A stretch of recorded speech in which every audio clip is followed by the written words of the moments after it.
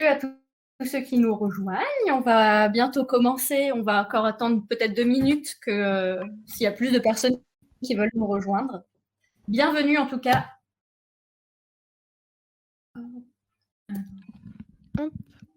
Je pense qu'on va attendre jusqu'à 5. C'est bien, 5. Ouais. Très 5 bien, minutes 5. de retard, c'est bien. Je plaisante. On se met 5 minutes cordiales. Les 5 minutes, le temps de se dire « Ah oui, c'est vrai !» Voilà.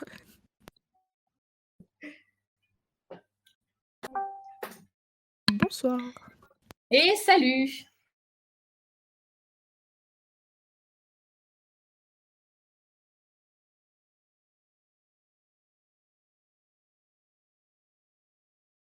Là, n'hésitez pas à aller sur Kahoot et à ce code PIN. On va commencer ce live par un petit quiz sur YouTube. Voilà, n'hésitez pas à rejoindre ce quiz.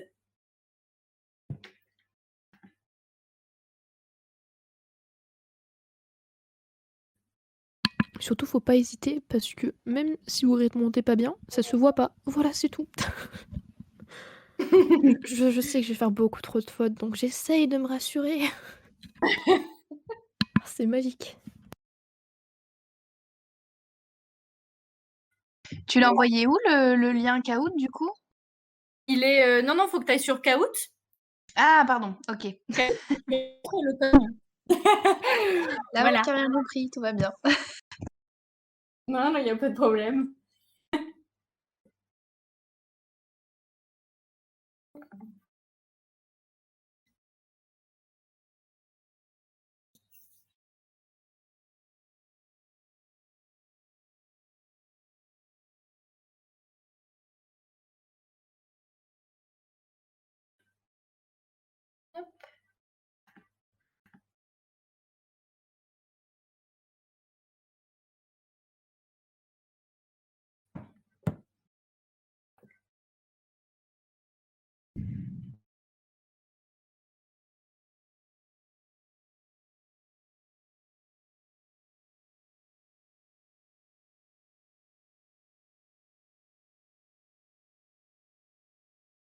Peut-être commencer. Yep, si la connexion veut bien suivre. Si la connexion veut bien suivre, oui. Tu bugs, toi?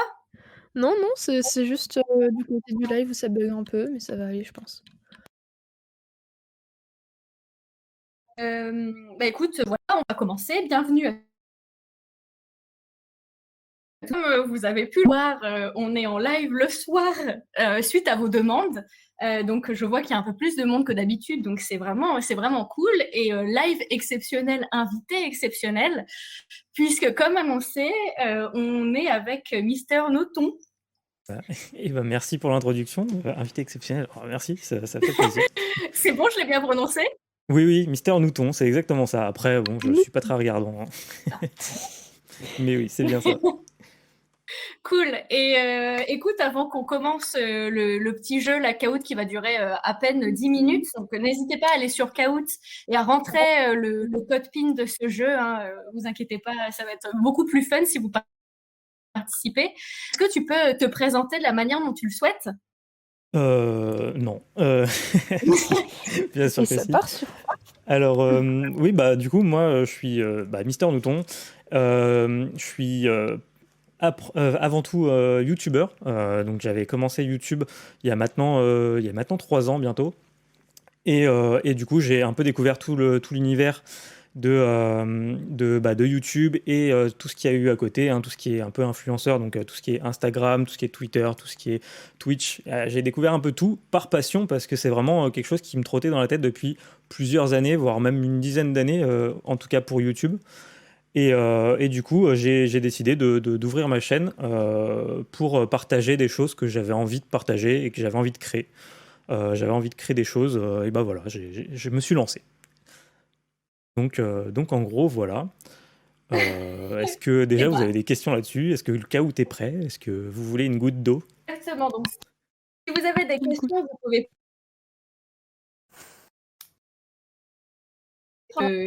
textuel question live qui est juste au-dessus du chat.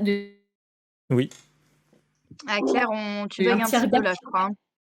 Ouais, merde. Tu peux prendre le relais, n'hésite pas. Oui, je pense qu'elle expliquait que si vous avez des questions par rapport à tout ce qu'on vous présente ce soir, vous avez un canal qui est juste au-dessus du live de la semaine où c'est écrit questions live et c'est ici que vous pouvez poser toutes vos questions, n'hésitez pas du tout. Voilà.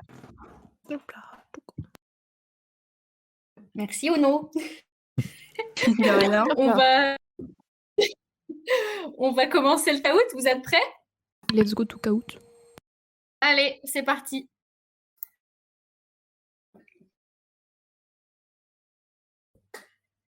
Donc vous avez 20 secondes par question pour répondre. Pour le code PIN, faut peut-être leur donner, du coup. Ah, je t'entends pas. Ah, je crois que le code PIN, il était donné... il est sur le truc là. Le code PIN, c'est 9955689. Je vais le réécrire dans question live. Hop. Merci. Hop là. Super.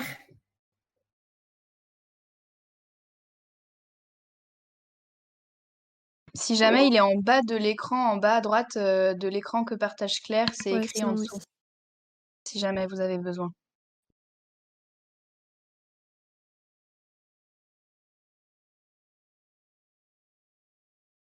« 2005, c'est tellement vieux. Vous m'entendez? Là, oui. Avant, non. Un petit peu Claire. Ouais, Là, ça a rebugué. On repère Claire. Non.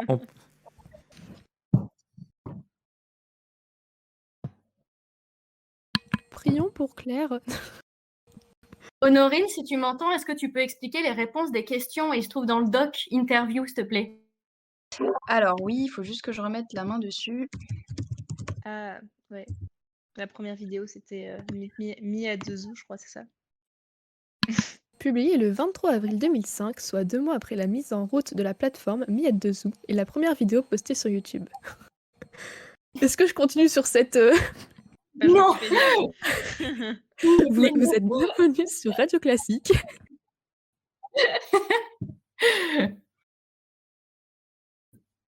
Alors... c'est Jawed Karim, cofondateur de YouTube, qui est l'auteur de cette mise en ligne. Elle est encore disponible sur YouTube et accumule 153 millions de vues. Mais ce n'est pas la première vidéo qui a atteint le million de vues. Voilà. Voilà, c'est cette vidéo-là. Allez, on continue. Bravo, Marionnette.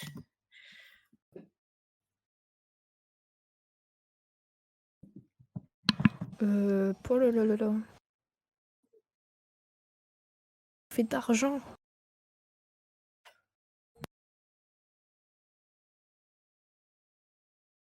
Nous avons une grande culture YouTube. Très grande.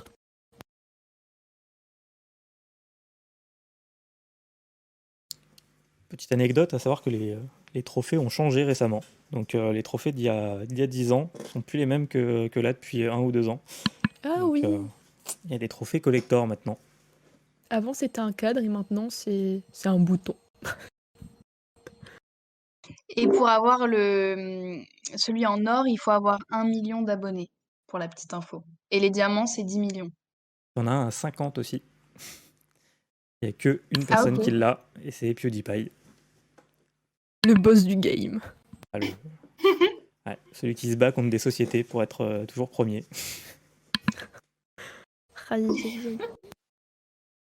Question suivante. Marionnette, GG.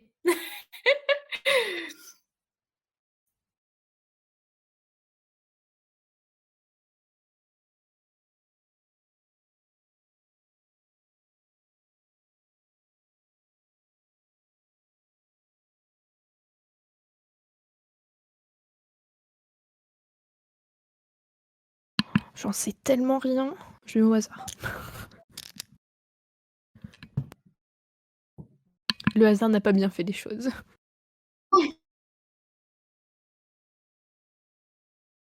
C'est une pub de Nike sur laquelle on voit le footballeur qui est Ballon d'Or d'ailleurs. Voilà. C'est Et ça. qui est devenu assez viral rapidement. Oui, elle était devenue virale parce qu'on savait pas si c'était un fake ou pas. Sur la vidéo, on voit Ah ouais, t'as Ronaldinho. des infos sur cette Ouais. vidéo-là? Tu t'en Sur la rappelles? vidéo, on voit Ronaldinho, mais je l'ai vu beaucoup de fois quand j'étais jeune. Sur la vidéo, on voit Ronaldinho qui s'entraîne en envoyant la balle sur une transversale, donc sur les cages de foot, et que ça revient vers lui, et il fait ça plusieurs fois, un nombre assez important de fois. Et tout le monde essayait de savoir si c'était du fake ou si c'était vrai. Ok. Oui, Donc, donc je pense que c'est voilà, ça aussi au fait que c'est devenu hyper viral en fait. ouais, je pense que c'est pour ça aussi que même moi, hein, je me rappelle étant un peu plus jeune Ouais. du coup au lycée, je crois au lycée, oui, à regarder cette vidéo plein de fois en essayant de voir comment il faisait, est-ce que c'était vrai ou pas. Du coup, voilà, ça génère des vues forcément. Est-ce que c'est un bon moyen de générer des vues? Tu nous le diras un peu plus tard. Ouais, on en parlera. Allez. Ah, mais c'est Corentin qui est passé en première place. Ouais, mais ça compte pas, c'est de la triche. Alors, qui a atteint en premier le milliard de vues sur YouTube?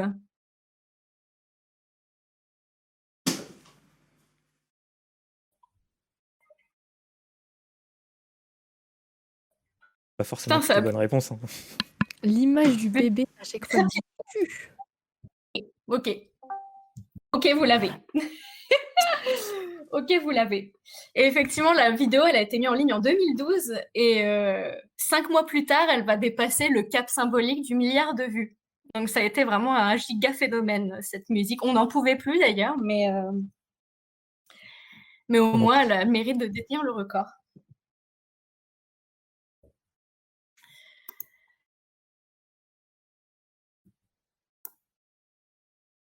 Alors, la vidéo la plus longue de YouTube dure combien d'heures selon vous? C'est pas 10 heures max sur YouTube normalement? Non, il y a des vidéos de 100 heures, mais plus, je savais pas. Je pense que dans les abysses de YouTube, tu dois avoir des vidéos qui durent très très longtemps. Il n'y avait Tu pas n'as de jamais limite regardé la peut-être vidéo avant. 100 heures Nyan 4? Ouais, 100 heures, ouais, Bon, c'est- Oui, Nyan 4, tout à fait, ouais. Ça date, ça. je ne sais pas si la personne qui a répondu a piffé ou savait vraiment quelle vidéo c'était. Ah, mais là, c'est. J'ai piffé. Mais moi, hein, j'hésitais vraiment, C'est pas entre les moi. deux, moi. J'ai piffé totalement. Moi, j'aimais Et bien la il couleur s'agissait bleue. en fait Donc, d'un diapo d'un mec de son voyage en Chili, donc en 2019. Donc c'est pour ça que YouTube a peut-être après un peu bridé le nombre d'heures max d'une vidéo.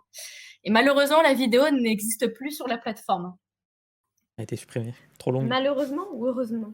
Malheureusement, voilà, on ne sait pas si le voyage en Chili était vraiment super ou pas, quoi. Ah, il devait y avoir mais il devait y avoir des photos nulles. Hein. En 571 heures de photos, tu dois avoir des bouts de mur, une plaque d'égout, je sais pas. Allez, on passe à la suivante. Oh putain, belle paire de Sarah. J'ai piffé. Ouais, bien joué. Ouais, t'as piffé, mais bon, bah, pour le coup, ça a plutôt bien fonctionné. Allez, la vidéo Baby de Justin Bieber a reçu 25 millions de dislikes ou 30 millions de commentaires. Allez, Allez, on piffe. et n'allez Hop là. pas regarder s'il vous plaît. Selon vous, ça méritait quoi? Ça méritait la vie. Non, en vrai. Ah, oh putain, vous êtes ambitieux avec les likes. Ouais. Et non, on était plutôt sur un nombre important de dislikes. Ok. Bah, je savais pas, là, pour le coup. Ouais, et je savais pas du tout. c'est pas en revanche la vidéo la plus dislikée de YouTube. Elle se trouve Non. simplement, enfin déjà en 2e position. En 3e place, il y a Baby Shark. Oh là là. Ouais. Et Si vous l'avez pas dans la C'est tête, tous c'est les cadeau parents qui ont maintenant. mis- tous les parents qui ont le grand disliké. perdant, le grand perdant, vraiment le premier la première vidéo qui a le plus de dislikes, bah, c'est malheureusement YouTube elle-même. Enfin lui-même, on ne sait pas si c'est une fille ou un garçon, mais il s'agit du YouTube Rewind. Oh la tristesse. Moi je trouve Ah ça. oui, c'est vrai, c'était celui YouTube ça- Rewind, ouais. Ouais. Bah oui, si, je l'avais vu, ça Ah, passait. c'était très très nul par rapport à ceux des années d'avant, c'est vrai. YouTube is not good. Ouais, bah, sachant que Donc, il y avait vraiment un truc nul. Bah non, c'est juste Bah, que ça pas répondait pas. particulièrement par rapport aux années d'avant, en fait. Ceux des années Et d'avant, puis ça ils répondait étaient pas vraiment du bien. tout. C'était vraiment que de la figuration par rapport à des plus gros youtubeurs américains principalement. Et vu que tout le monde était un peu déçu, bah, au final, il y a même plein de gens qui en ont fait eux-mêmes, des créateurs, des YouTube Rewind qui étaient bien mieux que celui qui était proposé par YouTube. Ok, ça marche. Bien joué, Kevas. Est-ce que tu vas détrôner Mister Nouton? À toi de jouer. Sur la question suivante, en France, la personne qui a le plus d'abonnés sur sa chaîne YouTube, c'est qui, selon vous?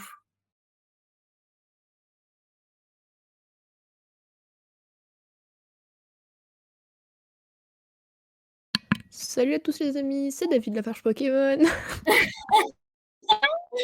Et non, malheureusement, la question était posée différemment. C'est pas le youtubeur, le premier youtubeur français, c'est la personne qui a le plus d'abonnés en France et c'est David Guetta, qui a Et 22 millions d'abonnés. Squeezie, on a Ok. 15,6 aujourd'hui. Ouais, c'est le titre David Voilà. Guetta, Mais quoi. par contre, le premier, c'est bien Squeezie. Et plus Cyprien, et je vous rappelais, il y a quelques, je sais pas, je crois que c'était l'année dernière ou il y a 2 ans, il y avait un espèce d'événement un peu clash entre Cyprien et Squeezie. Bah, Avec les 10 millions. c'était Ouais, inspiré avec les de 10 millions. PewDiePie, justement. Exactement. PewDiePie et T-Series Ouais. qui avaient fait la même Puis j'ai chose pas juste ici avant. en même temps. Mm. Ça date. Oh là là. Mais bon, Ouais. voilà. Personne n'a gagné de points sur cette question-là. Pourtant, faut être fier que notre David soit le premier sur YouTube.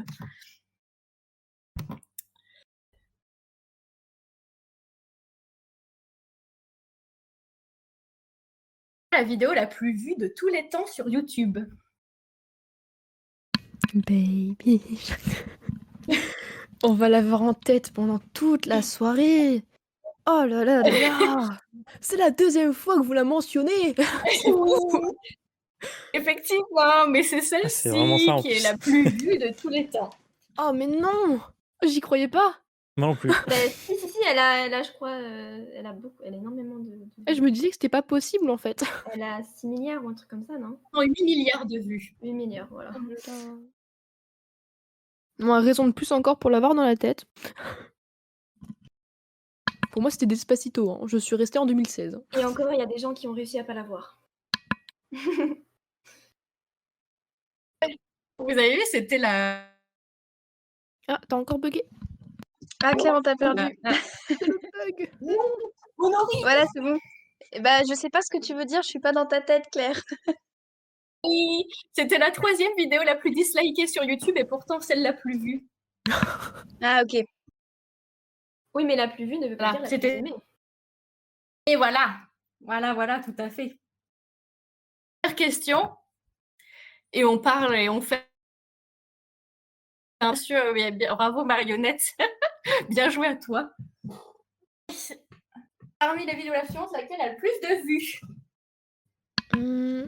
Nils fait du ski. Ah bah super, Nils. Baptiste, mais si, je suis très nette. La chaise à papy, je vais porter plainte. Et Hippopopette, l'hippo qui drop une bombe. Je remplace Claire parce qu'elle buguait un petit peu sur la fin. Mais si, je suis très nette. Honorine, tu veux commenter? Ah oui, parce que celle-là, c'est moi qui l'ai créée, donc oui. Et je vous conseille, si vous n'avez pas encore vu ces vidéos, d'aller les regarder parce que c'est du grand contenu à ne pas rater et vous me remercierez plus tard. C'est les joies de YouTube et c'est pour ça qu'on aime YouTube aussi. What is that? Ne pas manger avant, de préférence. Oui, voilà, bien sûr, toujours, mais ça, c'est un détail, ça.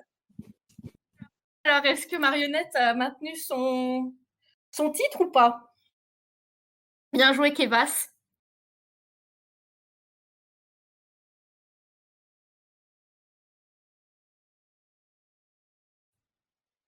Yes! Bravo! Bien joué, Ouais, bravo! décidément. Ouais, cool.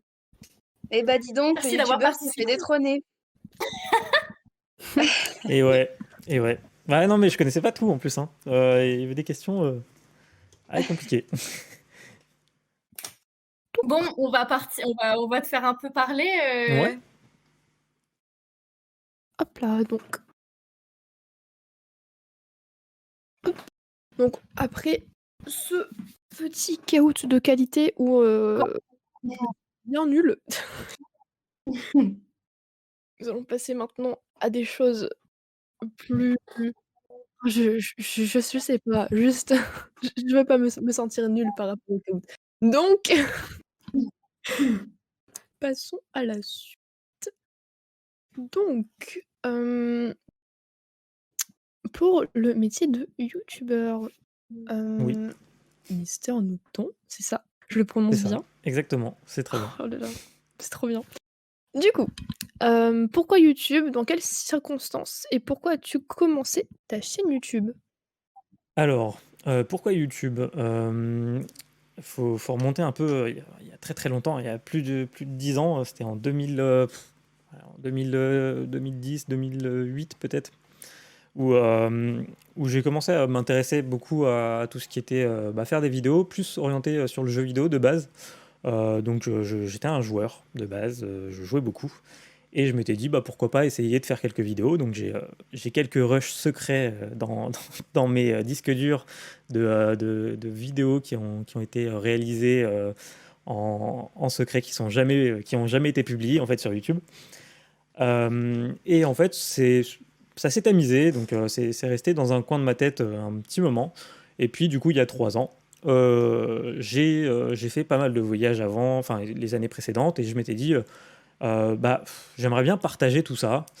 Je me sens beaucoup moins timide que je l'étais à l'époque quand j'étais jeune, je me sens peut-être un peu plus prêt et puis on m'a un peu plus poussé aussi, dans mon entourage. On m'a beaucoup aidé, hein. Il y a des gens dans mon entourage qui m'ont aidé à m'ouvrir un peu là-dessus et du coup, bah, je me suis dit: «Bah, allez, c'est parti, je vais faire mes premières vidéos», qui étaient de base des vidéos pour partager un petit peu des news, de l'E3, donc c'est un salon de jeux vidéo, donc ça restait encore sur le thème du jeu vidéo et après, bah, je me suis dit: «J'avais vraiment envie de découvrir l'univers plus de manière, travaillée, plus de manière, à vraiment créer du contenu, qui me ressemblait et que je voulais pouvoir regarder ce contenu et dire, enfin, je regarde pas mes vidéos, donc au final, c'est un peu con ce que je viens de dire, mais j'ai envie d'être fier à peu près de ce que je fais et de ce que je propose.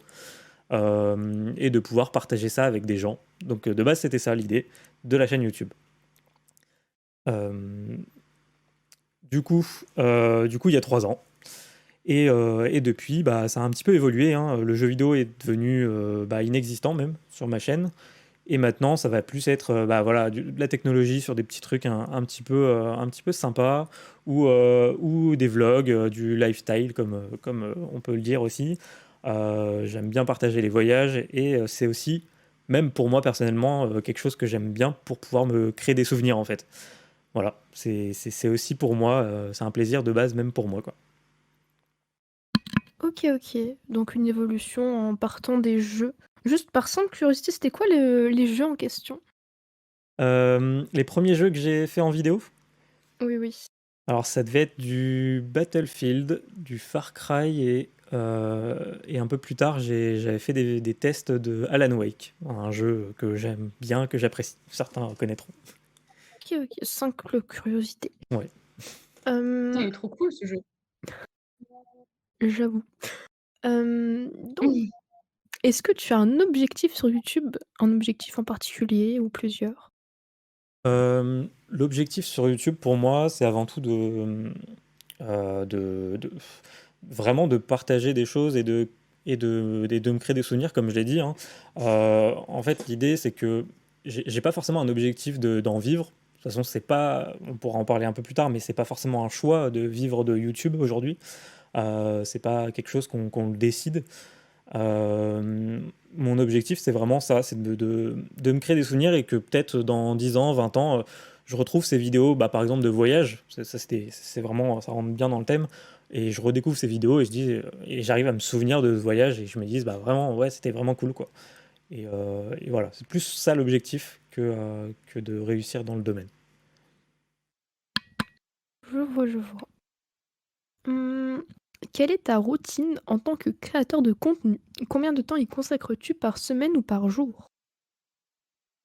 Alors c'est compliqué parce que, là justement on va parler peut-être un peu plus globalement. N'hésitez pas à m'interrompre, hein, si vous voulez, à me dire, quoi que ce soit parce que parce que du coup, et à intervenir si vous avez d'autres questions annexes. Mais là, il faut voir un peu plus large, parce qu'aujourd'hui, YouTube représente pas forcément le temps que je passe, enfin, le plus grand de mon temps sur tout ce qui est création de contenu. Faut savoir qu'au départ, quand on crée une chaîne YouTube, on voit pas un peu tout ce qu'il y a à côté. Mais de base, rien que la chaîne YouTube, pour créer les premières vidéos, ça va prendre beaucoup de temps de montage. Il y a beaucoup plus de temps de montage que de temps de tourner la vidéo ou de temps où on s'amuse vraiment sur la vidéo. Quand je parle de montage, je vais parler de découper les vidéos, les rushs, de découper soi-même les vidéos qu'on fait, de les monter les unes avec les autres. Alors, c'est des choses qu'on n'est pas obligé de faire, mais aujourd'hui, si on va avoir un minimum quand même de qualité sur le contenu qu'on propose sur YouTube, on est obligé de passer par du montage. YouTube, c'est une plateforme où les vidéos doivent être dynamiques. Donc, si pendant que tu parles, il y a forcément beaucoup de blanc, comme on peut l'avoir en live, ça va être plus compliqué à être regardé par une population derrière. Donc, il y a beaucoup de temps de montage. Il y a eu des semaines où en fait je dormais pas beaucoup. Il y a eu des semaines où je passais mes nuits à faire du montage. Donc, toute la semaine, on va dire, je commençais mon montage à 23h minuit. Je finissais dans les 4-5 heures du mat, et ça me prenait bien une semaine ou deux pour bien voir la vidéo. Il faut revenir dessus. J'essaye de la faire valider aussi à mon entourage. J'essaie de ne pas sortir une vidéo enfin, voilà, sans avoir pu partager déjà de base avant. Donc ça prend énormément de temps. Et ensuite vient tout l'aspect réseaux sociaux. Tout ce qui est Instagram, Twitter, et aujourd'hui je suis aussi sur Twitch. J'ai même lancé un petit TikTok, voilà, pour un peu découvrir tout ça. Et ça prend aussi énormément de temps. On s'en rend pas compte au départ, et c'est pas forcément ce qu'on veut faire de base. Quelqu'un qui veut juste faire du YouTube pense pas que derrière il faille faire tout ça. Et pourtant, si on veut essayer de toucher un public large, si on veut pas juste, si on vraiment on veut s'intéresser à YouTube et avoir une communauté avec laquelle partager, on est obligé de passer par ces étapes-là, qui sont de la communication en fait. Ok. Voilà. Donc pour toi, le secret pour percer, c'est de s'occuper un petit peu de sa communauté, donc de faire de la publicité, faire tout ce Alors, qui est ouais. montage, etc., pour que ça soit plus Hum, plaisant à regarder. Aujourd'hui, non. Alors, il n'y a pas vraiment de secret pour percer. De toute façon, comme je l'ai dit, on n'a pas le pouvoir là-dessus. C'est pas nous qui décidons, c'est la communauté, c'est les gens. Il y a des aides, forcément, pour percer. Alors, il y a plusieurs. Enfin, si vraiment le but, c'est uniquement de percer, si on n'a pas envie d'être fier de ses vidéos, bah, faut surfer sur les tendances, par exemple. Surfer sur les tendances, ça permet d'avoir de la visibilité assez rapidement. Ça permet voilà, d'avoir des vidéos qui marchent. Et si on suit tout le temps les tendances, enfin, voilà, il y a des choses qui peuvent émerger. Après, bah, on ne fait pas forcément ce qu'on a envie si on fait ça. Aujourd'hui, faire des vidéos montées, donc faire des vlogs par exemple montés, je sais pas, je dis n'importe quoi, mais proposer des vidéos tous les mois d'une heure hyper bien faites, hyper bien montées, d'un voyage avec des plans drone incroyables, avec des vidéos vraiment d'une qualité top, ça marchera pas et ça percera pas sur YouTube parce que les gens, c'est pas ce qu'ils regardent en général. Donc il faut se dire que si on a vraiment envie de faire ce contenu, et bah, faut le faire d'abord pour nous-mêmes, et après bah, voir si c'est possible de le partager. Mais aujourd'hui, si vraiment on veut juste réussir sur YouTube, je pense que la qualité, elle est à mettre de côté. Il faut plus faire de la quantité que de la qualité. Sortir une vidéo par jour marchera mieux que de sortir une très bonne vidéo par mois. Et ça, c'est quelque chose d'assez sûr. Et ensuite, il faut avoir une autre piste pour pouvoir réussir sur YouTube, c'est ça, c'est d'avoir une chaîne qui ait une cohérence. Donc, par exemple, si on fait une chaîne de technologie, si le but est juste de réussir, et bah, il faut rester sur de la technologie et proposer du contenu que de technologie. Si on a une chaîne de jeux vidéo, faire que du jeu vidéo. Voilà, après, c'est un choix. Moi, j'aime bien partager justement ce que je vis, et c'est pas forcément l'idée de réussir qui va me dicter ce que je vais proposer sur ma chaîne. Ça va plus être l'idée de ce que j'ai envie de partager avec les gens. Alors j'essaye de restreindre un petit peu. Par exemple, le jeu vidéo, je l'ai mis plus sur Twitch. Même plus vraiment en fait. Mais bon, on pourra en parler aussi. Mais oui, j'ai décidé d'arrêter le jeu vidéo sur la chaîne YouTube parce que c'est pas ce qui m'intéressait le plus à partager et que j'ai essayé de recentrer un petit peu ce que je partageais aux gens, quoi. Voilà. Donc pour Ok. résumer, si tu veux que je résume, hein, si on veut réussir sur Twitch, si on veut juste réussir, c'est pas faire ce qu'on aime, mais faire ce qui marche. Essayer d'avoir une cohérence sur la chaîne et communiquer beaucoup sur les réseaux, donc Twitter, Facebook, Instagram, tout ça. Et essayer de communiquer et de rassembler un maximum de gens intéressés par ces domaines-là. Voilà. Et en parlant de qualité Ouais. et de faire ça pour soi-même et d'en être fier, quel est le contenu dont tu es le plus fier sur ta chaîne? Ouf, très compliqué comme question ça. J'ai jamais pensé, j'ai jamais réfléchi à ça. Quel contenu dont je suis le plus fier? C'est compliqué. Le contenu dont je suis le plus fier, hem, je en fait, c'est compliqué parce que j'aurais tendance à dire toujours la dernière. Donc là, la dernière, c'est celle où je présente, un de mes chats. Donc il y a toute sa vie et tout. Donc on a forcément, même, au moment de la faire, c'est quand même super agréable parce moi, par exemple, il y a un moment où j'ai dû, replonger dans toutes les vidéos qui avaient été faites. Donc c'est des contenus qui sont personnels, mais qui sont émotionnels, quoi. Donc c'est quelque chose qui est assez agréable à faire comme vidéo. Après, ça prend beaucoup de temps et on est très critique dessus parce qu'on essaye de faire au mieux. Mais ouais, je dirais potentiellement celle-là ou, ou les voyages. Franchement, c'est vraiment ce que je prends le plus de plaisir à faire ou à peut-être re-regarder. C'est les voyages, des vlogs, des vidéos comme ça qui me permettent de ressentir aussi ce que je ressentais à ce moment-là. Donc voilà, c'est peut-être ça. Ouais, donc ouais, tout ce qui est par rapport aux souvenirs. C'est Ouais, cool ça. pour moi, c'est plus ça. Alors, prochaine question. Hmm. Est-ce un métier contraignant? Quels sont les points positifs et négatifs de ce métier? Alors, si on prend au sens plus large de métier, hein, parce que c'est pas mon métier à moi, hein, aujourd'hui, mais est-ce que c'est un métier contraignant? Si je faisais ça à longueur de temps et que c'était vraiment mon métier à plein temps, en fait, je pense qu'il faut découper ça en plusieurs étapes. L'étape dans laquelle je suis, qui est plus le démarrage, enfin, le début, quoi, c'est vraiment. Je me considère pas comme un gros youtubeur, hein, pas du tout. Euh, ça va être. Ça va être. Enfin, soit on prend plaisir à ce qu'on fait, soit ça va être très compliqué parce que c'est un moment où on a besoin de faire beaucoup de choses et il faut tout faire soi-même. Il faut tourner les vidéos, il faut réfléchir à ce qu'on veut proposer, il faut monter les vidéos, il faut les partager, il faut communiquer, il faut tout faire. Euh, L'idéal de ce que les gens imaginent d'un métier de youtubeur est peut-être un peu plus agréable, mais il y a d'autres contraintes.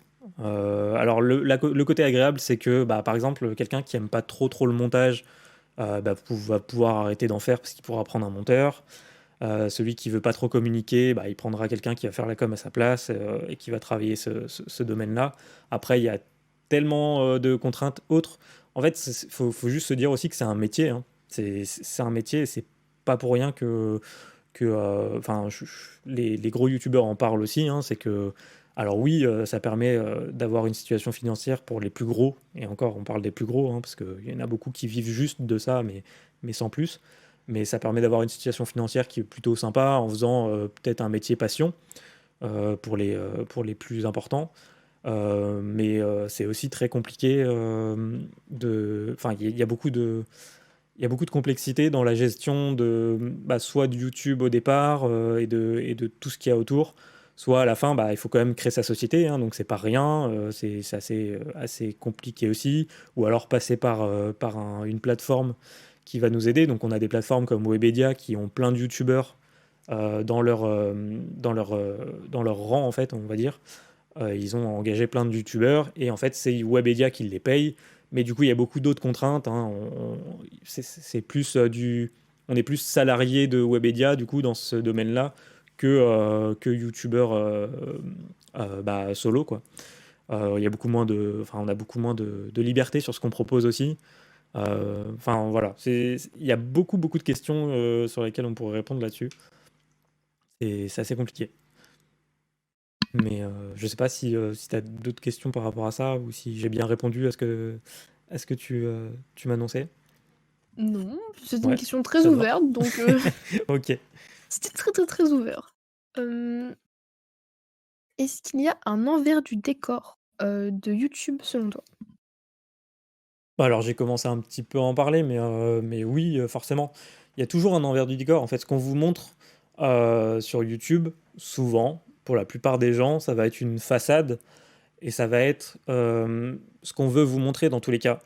Alors je pense qu'il y a des gens qui sont beaucoup plus naturels aussi, mais ils vont pas forcément montrer. Pareil, il y a très peu de youtubeurs qui vont montrer ah bah voilà, là j'ai été faire ma fiche des impositions. C'est chiant, c'est un moment chiant qu'on n'a pas forcément envie de partager. En tout cas pour les youtubeurs plus orientés divertissement. Voilà, il y a toujours un envers du décor, et quand c'est pas ça, ça peut être aussi la popularité tout court hein, qui engendre cet envers-là. Ça va être bah, dans des salons, ok, c'est très cool, on voit beaucoup de gens si on est connu, mais derrière ça, ça induit beaucoup de. Enfin, c'est, euh, c'est être populaire, mais ça induit beaucoup de stress, ça aussi induit beaucoup de.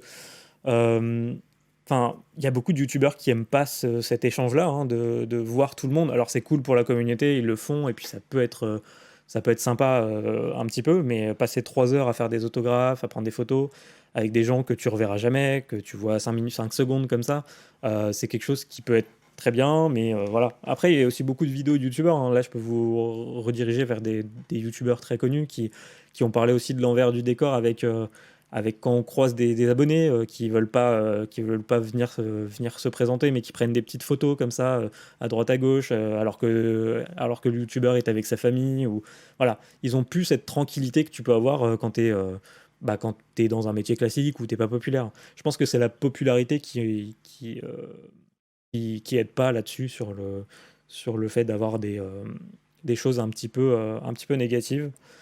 Après, le côté positif, hein, parce qu'il y en a aussi, on va pas parler que du négatif. Côté positif, donc d'être youtubeur, quand tu es assez important, et puis même en général quand tu commences à un petit peu marcher, c'est soit tu as commencé à faire quelque chose que tu aimes, et du coup, bah, ton métier est beaucoup plus facile à faire, hein, parce que youtubeur devient, bah, c'est ta passion qui commence à être vivable, en fait, tu peux vivre de ta passion. Et ça, c'est quelque chose qu'on entend pas forcément avec des youtubeurs, hein, mais même avec des présentateurs télé, hein. Je pense avec Samuel Etienne qui avait dit que lui, il était journaliste depuis 20 ans ou 30 ans, je sais plus. Et bah, ça fait 20 ou 30 ans qu'il n'a pas l'impression de travailler, en fait. Et pour lui, il travaille pas. Pourtant, journaliste, c'est un métier classique, qu'on pourrait dire, voilà, ça peut rentrer dans les métiers que les gens n'ont pas forcément envie de faire. Et bah, lui, c'est son métier passion, et il est passionné de ça. Donc voilà, il faut juste savoir, est-ce que vous êtes prêt à vivre de votre passion avec YouTube? Si je rejoins ce que je disais tout à l'heure, les gens qui se forcent à faire des choses qui marchent pour percer sur YouTube, je pense qu'ils seront pas plus heureux sur YouTube à faire des choses qu'ils n'ont pas envie de faire plutôt que sur un métier classique en fait. Donc vraiment enfin pour moi le conseil là-dessus c'est proposer un contenu qui vous plaît. Si un jour ça marche, bah vous serez content quoi. La passion avant tout. Ouais. Si vous avez des questions, hein, n'hésitez pas à les Ouais. poser dans le question live, hein, c'est fait pour, Yep. on y répondra. Je surveille la conversation, donc voilà. Également, petite question, est-ce que en créant du contenu, quand tu regardes d'autres vidéos d'autres youtubeurs, tu te dis: «Ah bah là, j'aurais plutôt fait comme ça, là, j'aurais mieux monté», je sais pas, genre, Alors, ouais, là, on va rentrer dans une question qui peut se mettre un peu partout. Je vais penser à des gens qui font de la musique. Quand ils écoutent de la musique, ils vont être beaucoup plus critiques aussi. Pas forcément critiques négatifs, hein, mais critiques constructives aussi. Quand quelqu'un qui fait du cinéma, quand il va voir un film, il va avoir un autre regard sur le film. Alors oui, du coup, il y a un peu le même sujet ici. Après avoir quand même monté pas mal enfin, quelques vidéos et vraiment avoir appris comment ça se passait, il y a deux choses que je faisais pas avant quand je regarde une vidéo YouTube aujourd'hui qui viennent. C'est d'une, critiquer un petit peu le contenu en disant en essayant de comprendre comment la vidéo a été faite, donc voir où sont les coupes, si la stabilisation du son est bien faite. Il y a beaucoup de youtubeurs, même très connus, qui galèrent vraiment ou qui s'en foutent peut-être de se poser la question de est-ce que le son il est au même niveau, la musique d'ambiance, est-ce qu'elle a un bon niveau par rapport à ce que moi je dis dans la vidéo. Il y a pas mal de vidéos de youtubeurs, par exemple, que bah, leur intro avec leur musique, bah, moi je suis obligé de baisser le son sur ma télé quand je l'écoute, et après je suis obligé de réaugmenter le son parce que j'entends pas le son de leur voix, quoi. Ça, c'est des choses qui, au départ, bah, tu fais pas forcément gaffe, tu le fais naturellement, mais aujourd'hui, je me dis, ouais, vraiment, là, il y a un manque de temps passé sur la vidéo parce que, bah, voilà, moi, je prends le temps justement de le faire et je vois ce que c'est, et je trouve ça assez dommage. Après, il y a aussi l'autre côté, c'est l'inspiration. Quand je regarde une vidéo YouTube aujourd'hui, quand je vois qu'elle est bien montée, genre un beau vlog ou une belle vidéo, bah, ça va toujours me servir d'inspiration et je vais essayer de me dire, ah ouais, purée, ça c'est vachement cool, ça rend vachement bien, j'y avais pas pensé. C'est quelque chose que je vais essayer bah, soit de refaire ou soit de m'en inspirer pour mes prochains plans, mes prochaines vidéos. Et, euh, et du coup, bah, oui, c'est un problème qu'on a un peu partout, mais oui, quand tu te lances sur YouTube, forcément, bah, vu que tu connais un peu ce qu'il y a derrière, bah, tu te poses plus de questions sur ce que tu regardes sur YouTube après. Ouais. C'est le problème partout. Ok. Est-ce que tu aurais une anecdote à partager sur le sujet? Une anecdote. Un truc drôle, un truc n'importe. Anecdote, un truc drôle. Alors, oui, potentiellement.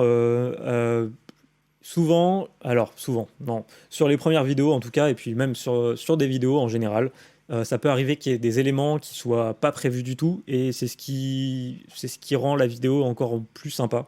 Je prends notamment une des premières vidéos que j'avais fait, c'était une vidéo un peu découverte de Alexa,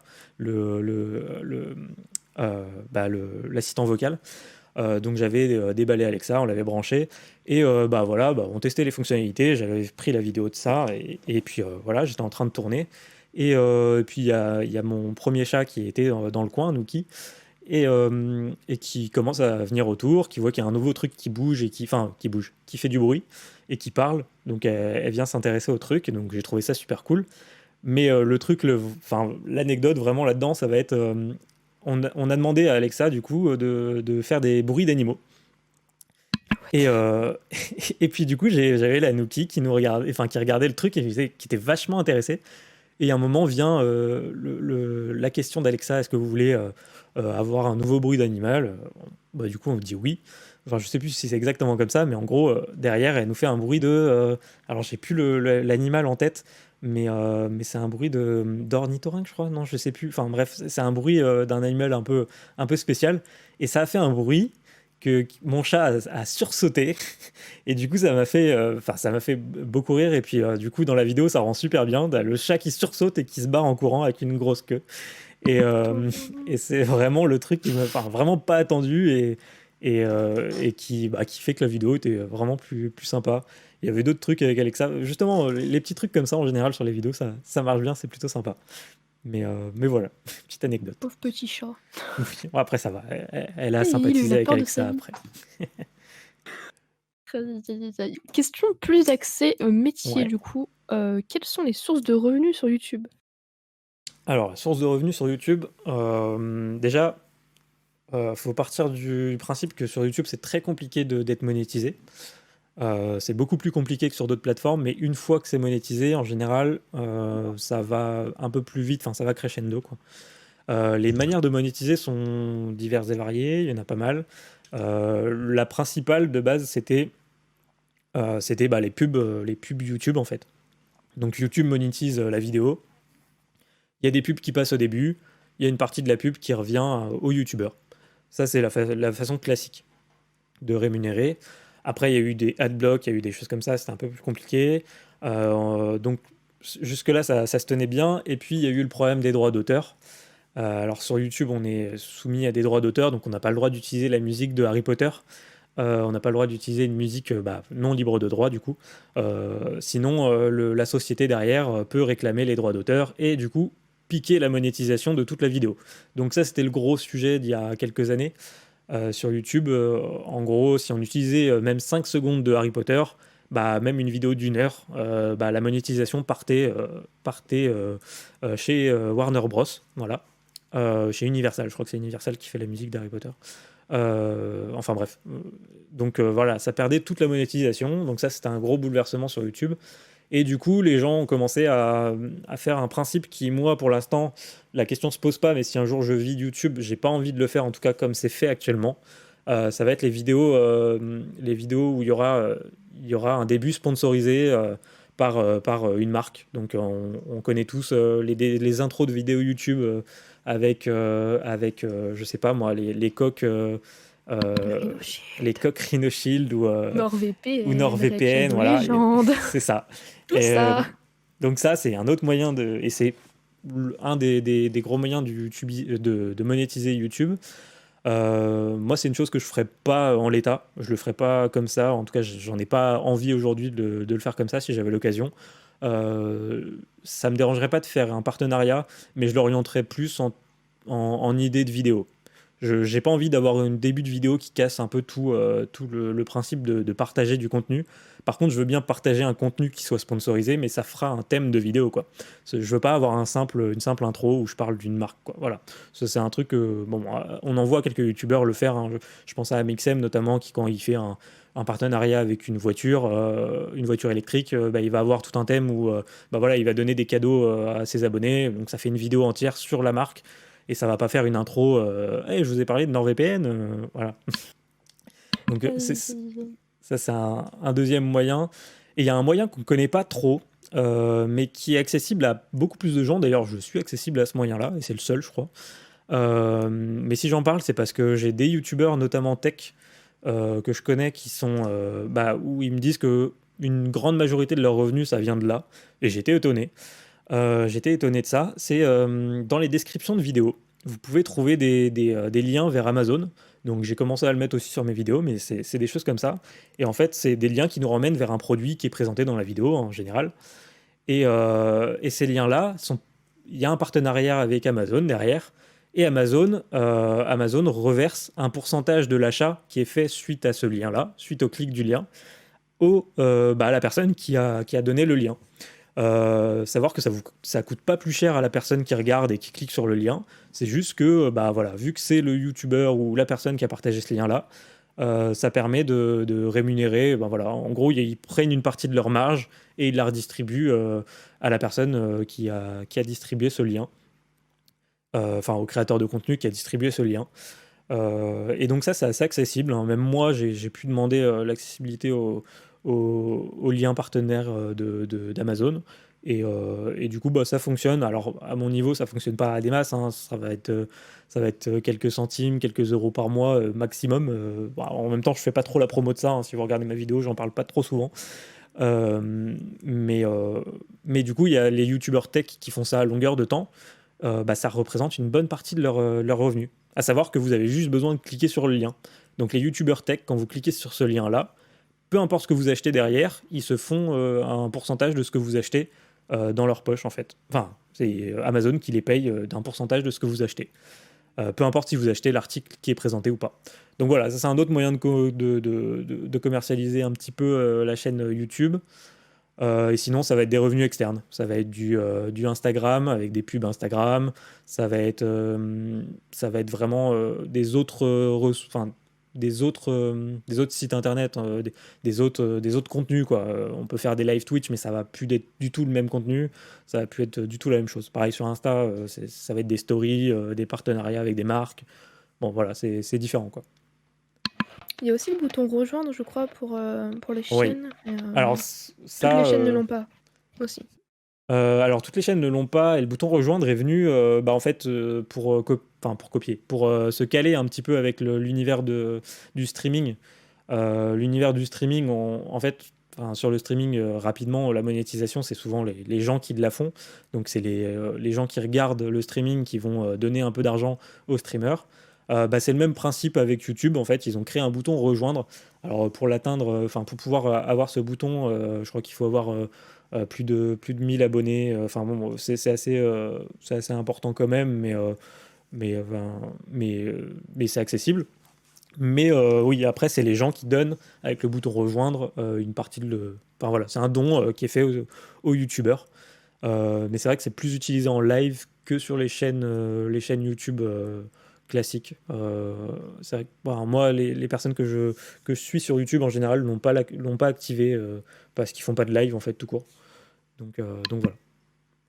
Ok. Par rapport aussi aux partenariats Mhm. et sponsors, je crois que c'est le joueur du grenier qui a fait une vidéo là-dessus, qui est très intéressante, où il explique que du coup, quand on fait une vidéo, il faut la renvoyer au sponsor pour qu'il la valide, qu'il valide le moindre truc. Ouais. Donc c'est extrêmement contraignant, quoi. Alors ouais, je pourrais annoncer quelques anecdotes là-dessus, mais oui, c'est assez contraignant pour faire valider. Alors c'est pas mon cas, hein, j'ai jamais eu de partenariat sur la chaîne en termes de vidéo, hein, j'ai jamais fait un partenariat avec une marque ou quoi que ce soit, mais je sais à peu près comment ça marche et j'ai quelques anecdotes également. Mais il y a quelques personnes, quelques entreprises qui sont très très regardantes sur la qualité et puis sur ce qui est proposé dans la vidéo. Alors, il y a des gens qui regardent pas du tout, notamment si vous faites un partenariat, enfin, si vous voyez un youtubeur faire un partenariat alors, il me semble que Red Shadow Legend regarde pas du tout, ils s'en foutent, ils veulent juste avoir NordVPN aussi. Ils sont très, Oui, très... NordVPN, ils s'en foutent, ils veulent juste être partout et visible. Par contre, si vous faites une demande de partenariat ou même un partenariat tout court avec Disney, là, ça va être très, très compliqué.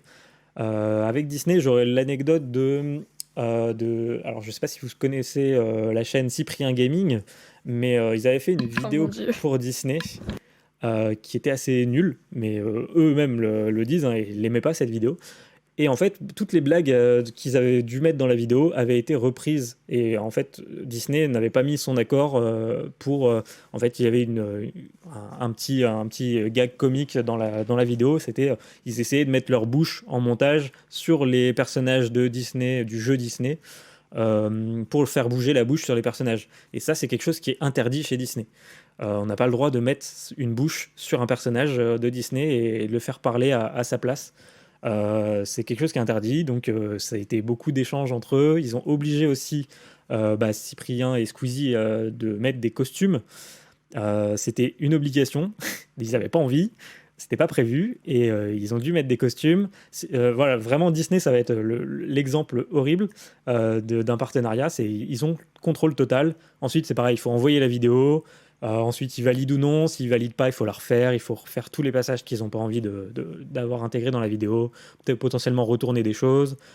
Et une autre anecdote aussi sur Disney. Là, je vais parler plus d'une streameuse, mais qui a une chaîne YouTube qui est Jill. Jill devait faire un partenariat avec Disney.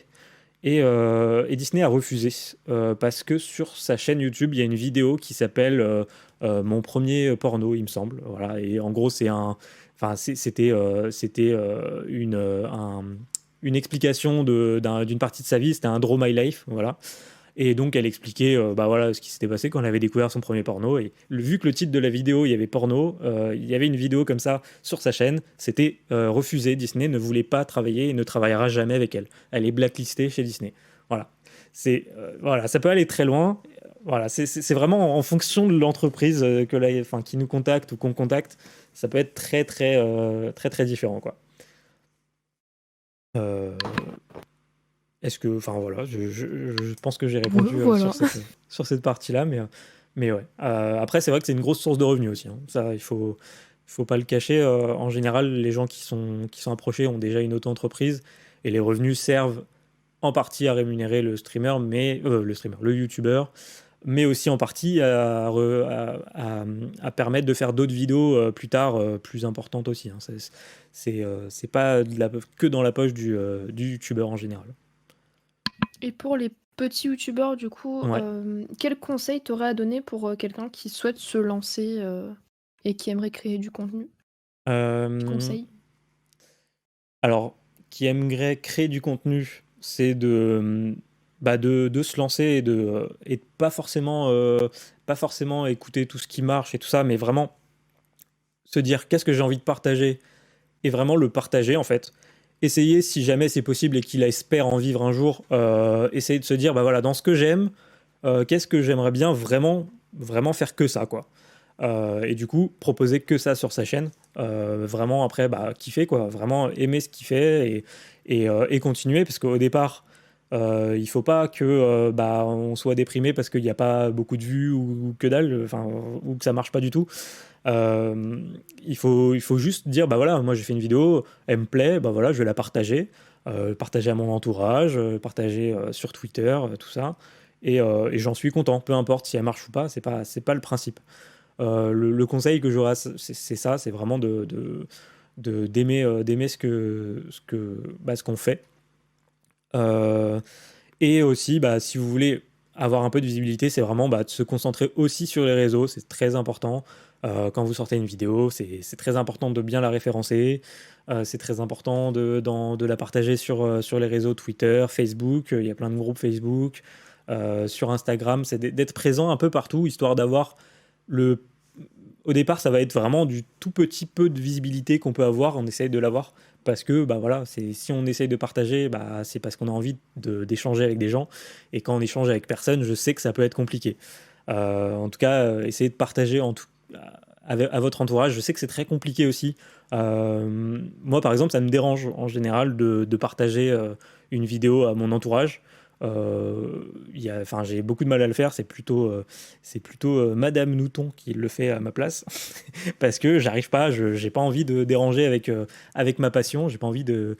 Enfin, voilà, je sais que ça peut être dérangeant, je peux me dire, bah voilà, moi j'ai fait ma vidéo, j'ai pas envie d'embêter mon entourage avec, pourtant c'est important et ils sont là aussi pour le début.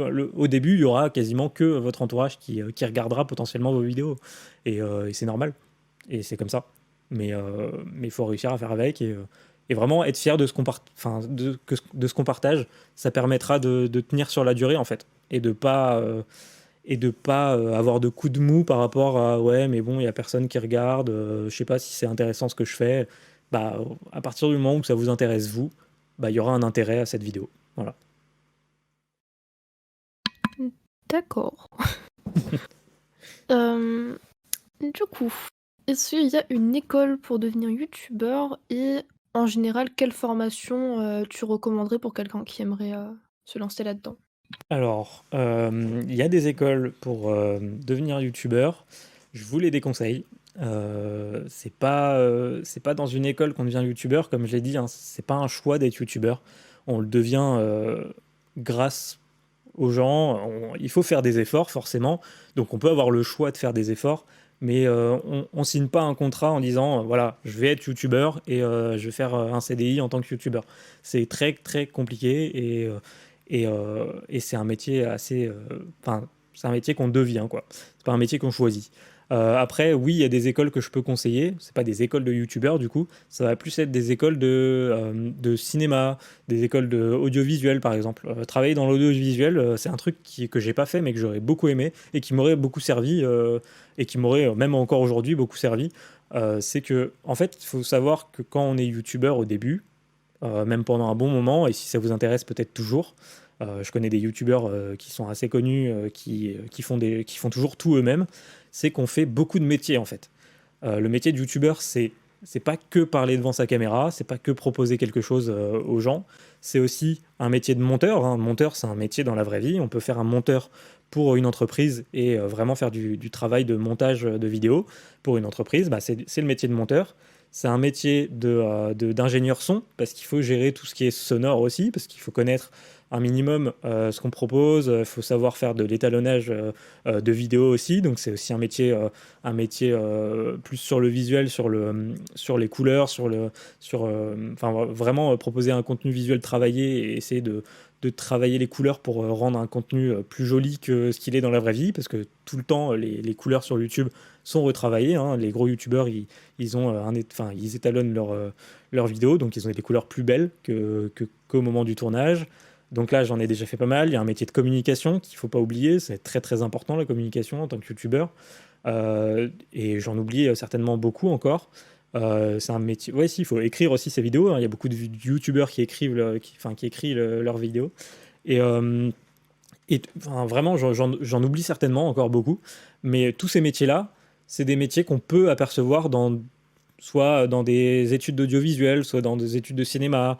Au niveau du son, on a quand on fait de l'audiovisuel, vraiment le son, il y a des bases super importantes qu'on peut apprendre comme ça.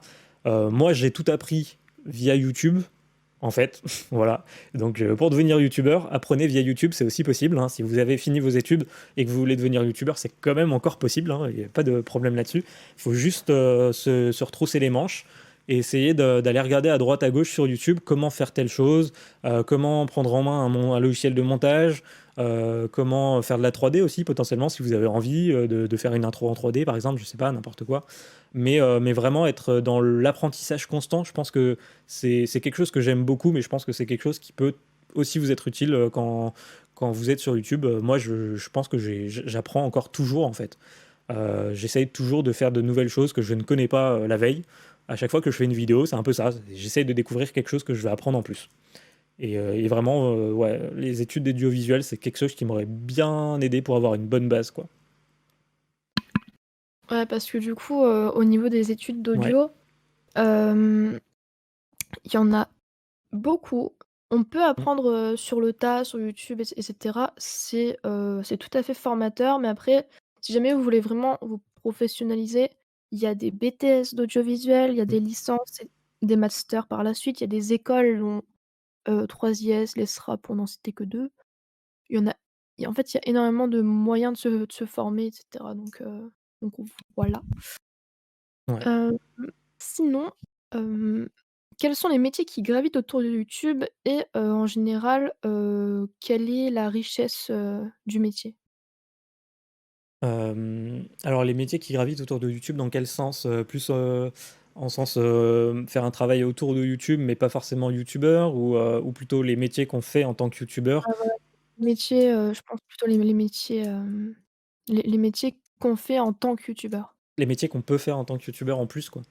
Alors les métiers qu'un youtubeur va devoir faire, une fois du coup, on part du postulat qu'il est déjà connu ou, quand on devient youtubeur? Parce que quand on devient youtubeur, j'ai commencé à répondre, mais je peux quand même creuser encore, oui. Bah, les métiers en lien avec cet univers, donc je pense Ouais, que c'est plutôt tout ce qui est, du son du coup, ouais. Bah, Ouais, je montage. pense que c'est plus intéressant parce que tu as répondu un peu à la question juste avant. ouais. Oui, c'est ça, Euh, ouais, ouais, c'est qu'il y a beaucoup de métiers, qui sont, du coup, à prendre en charge quand on est youtubeur.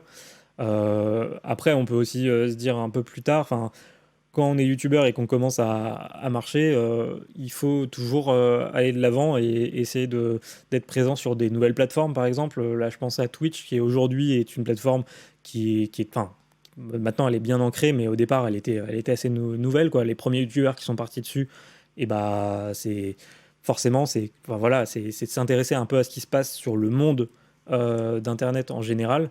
Un youtubeur, je pense à du Joyka par exemple, va créer son compte TikTok et va avoir un métier qui peut être, enfin voilà, TikToker, ça peut être un métier, hein. Il y a des gens qui vivent de TikTok. Je sais pas si ça se dit TikToker d'ailleurs, mais bon, bref, on va dire comme ça. Euh, et du coup, vraiment, lui, il a sa chaîne TikTok où il propose du contenu quand même assez souvent. Je pense aussi à Maxence. Et pourtant, il a quand même sa chaîne YouTube aussi à côté, qui est sa chaîne principale. Je pense que quand on est youtubeur, peu importe, hein, la taille de la chaîne, dans tous les cas, il faut rester ouvert. Enfin, il faut rester ouvert à tout et essayer de se renseigner un peu partout. Et quand même, c'est à contrario de ce que je viens de dire, mais il faut quand même, au départ, essayer d'éviter de s'éparpiller si on veut vraiment avoir, voilà, si on veut vraiment se dire, voilà, YouTube, j'y crois, et puis j'ai envie de proposer un contenu vraiment sérieux et tout dessus. S'éparpiller, on perd notre temps un peu partout. En gros, si je dis ça, c'est que c'est exactement mon cas, hein. Aujourd'hui, j'ai beaucoup moins de temps pour créer des vidéos sur YouTube parce que j'ai beaucoup de contraintes dans la vie perso, mais j'ai aussi beaucoup de contraintes parce que je me suis lancé sur Twitch. J'ai aussi beaucoup de contraintes parce que j'essaye de faire un petit peu d'Instagram, de Twitter. En gros, il faut vraiment essayer d'avoir un équilibre autour de tout ça. Si vous voulez vraiment être YouTubeur, bon, déjà, vous faites un métier à côté pour être sûr, ou alors des études dans l'audiovisuel, parce que ça vous servira toujours. L'audiovisuel, ça vous servira pour YouTube, mais ça vous servira aussi à trouver un emploi si jamais YouTube c'est trop compliqué et que vous voulez juste faire ça en passe-temps, le temps de voir si ça marche ou pas. Mais dans tous les cas, il faut trouver du temps et il faut se consacrer vraiment plus dessus, quoi. Euh, et c'est quelque chose que j'ai du mal aujourd'hui à trouver du temps. Vraiment, si on pouvait acheter du temps, j'en achèterais. Voilà. Ça serait trop cher, je pense, parce que moi, si je veux en acheter, c'est beaucoup trop cher. On se cotise tous. Et toute dernière question de ma part, avant Ouais. de répondre du coup aux questions des gens, s'il y en a. Est-ce que le secteur de l'audiovisuel est un secteur qui est porteur? Euh, c'est compliqué à déterminer. Dans tous les cas, c'est un secteur qui est porteur dans ce que ça va vous apprendre. Parce que le secteur de l'audiovisuel, il vous apprend beaucoup de bases dans beaucoup de domaines. Et je pense que c'est un bon. Alors là, c'est vraiment mon avis personnel aussi, hein. De toute façon, à chaque fois que je parle, c'est un peu ça, hein. Vous avez le droit d'avoir votre propre avis aussi, hein. Mais, euh, mais pour moi, c'est assez important. Enfin, c'est un secteur qui est assez important parce que ça vous apprend beaucoup de choses. Ne serait-ce que. Enfin voilà, comme je l'ai cité, il y a énormément de métiers dans l'audiovisuel. Ingénieur son, ça va être sur des films, des cinémas, des séries, à la télé. Peut-être demain sur Twitch, il y aura des ingénieurs son pour les chaînes Twitch qui vont augmenter. C'est aussi, bah voilà, il y a des youtubeurs qui engagent des ingénieurs son pour leurs vidéos. Mais je pense aussi qu'il y a des ingénieurs son bah, dans la radio. Il y en a aussi, enfin, il y en a partout en fait. Donc voilà, j'ai pris qu'un seul métier, hein, et il y en a partout. Quand je parle du montage, j'en ai parlé, les entreprises engagent des monteurs, même même les villes, hein.